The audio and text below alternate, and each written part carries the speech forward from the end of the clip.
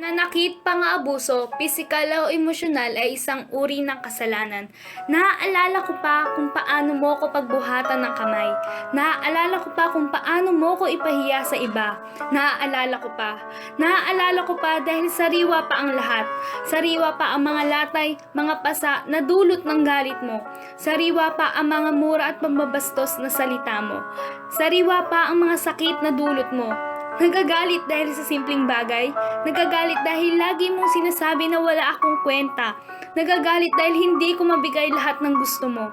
Nakakatawang isipin na kung gaano kita pahalagahan, ganun mo na lang ako baliwalain.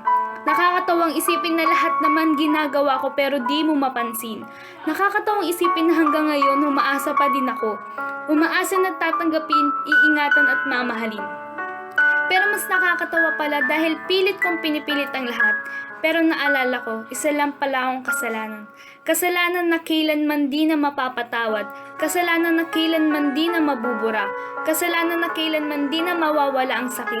Kasalanan na ang turing lang sa akin ay isang kamalasan.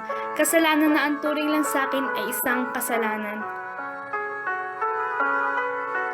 Pero ngayon, huli na. Huli na pala. Naalala ko, huli na pala ang lahat.